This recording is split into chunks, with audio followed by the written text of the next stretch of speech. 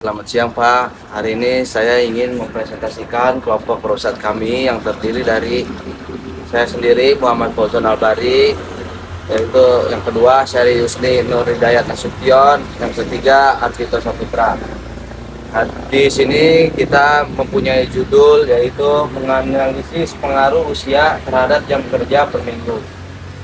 Sini kita punya data source Kaggle yang kita ambil dari Kaggle. Kaggle adalah platform kompetisi ilmu data dan komunitas online ilmuwan, data dan praktisi pembelajaran mesin di bawah Google LLC.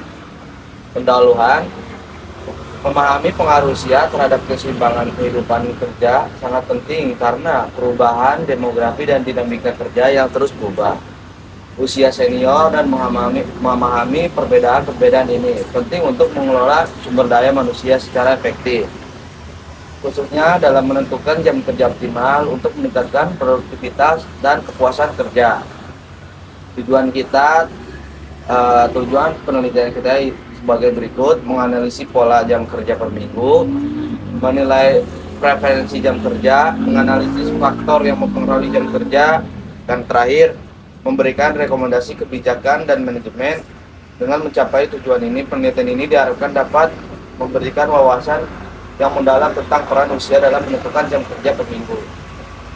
Untuk metodologi, untuk data sendiri kami menggunakan data website yang sudah disediakan oleh dosen pengampu. Salah satu adalah Kaggle. Data yang digunakan merupakan data sekunder. Dikatakan sebagai data sekunder karena data ini merupakan berupa bukti, catatan, atau laporan historis yang telah tersusun dalam arsip data dokumenter. Di sini saya sebagai Syahri Yusni akan melanjutkan hasil presentasi yang dijelaskan oleh teman saya tadi. Di sini ada pengolahan data. Di sini ada central tendency, yaitu hasil data house per week dan hasil data age.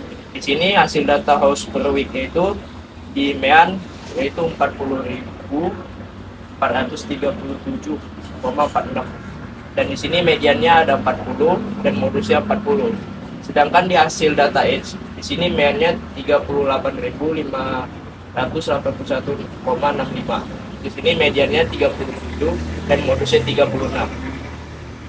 Di sini ada variability-nya. Variability dari hasil data house per week.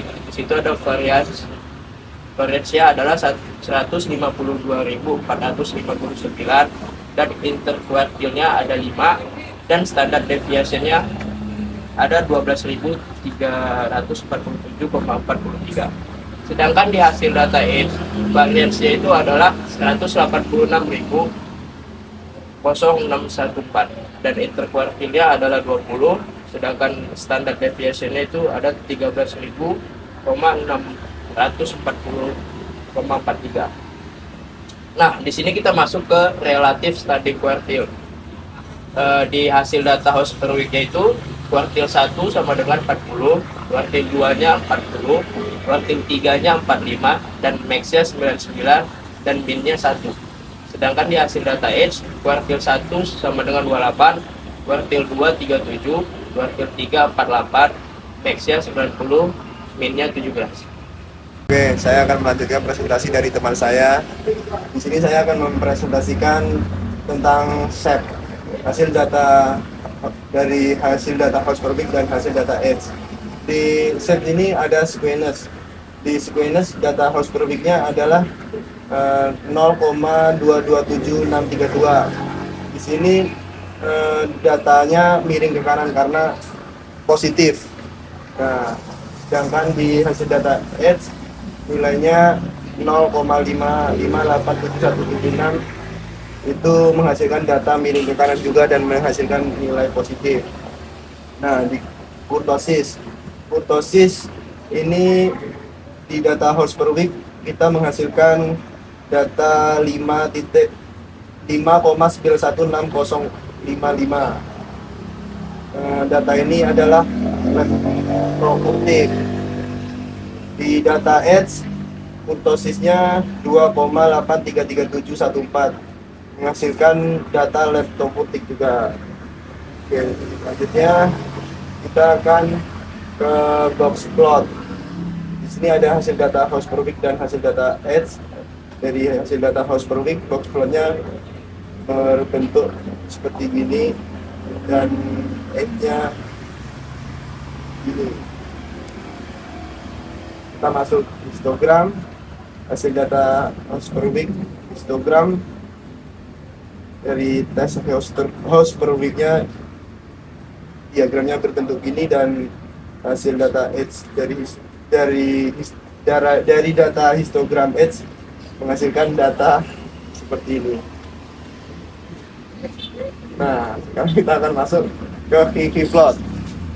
Kiki plot menghasilkan diagram data house per week dari Kiki plot menghasilkan diagram seperti ini, dan dari data edge Kiki plotnya menghasilkan diagram seperti ini. Oke, yang terakhir masuk ke hasil data dot plot. Di sini data house per week dot plot berbentuk seperti ini, dan data dari edge dot plotnya berbentuk seperti ini. Oke, masuk ke penutup.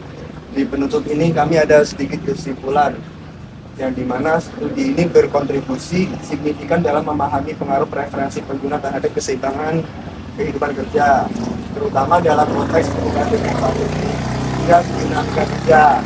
Ini menggunakan statistik deskriptif, visualisasi data, dan analisis asosiatif untuk menganalisis distribusi keseimbangan kehidupan kerja dan membuat keputusan terkait manajemen sumber daya manusia. Temuannya dapat diterapkan pada pengolahan sumber daya manusia dan pengambilan keputusan kebijakan sumber daya manusia. Pemahaman yang lebih baik mengenai preferensi pengguna dapat membantu perusahaan mengoptimalkan produktivitas dan kondisi kerja, serta mengembangkan kebijakan yang lebih inklusif. Studi ini juga berfungsi sebagai alat transfer pengetahuan, menggabungkan penelitian sebelumnya dengan penelitian baru, sehingga alat transfer pengetahuan menggabungkan penelitian sebelumnya, sehingga penting untuk mengembangkan strategi manajemen sumber daya manusia yang efektif. Hal ini memberikan wawasan berharga untuk praktik pengambilan keputusan dan pengembangan kebijakan dalam menghadapi perubahan dinamika kerja. Sekian, terima kasih atas presentasi dari kelompok kami. Terima kasih.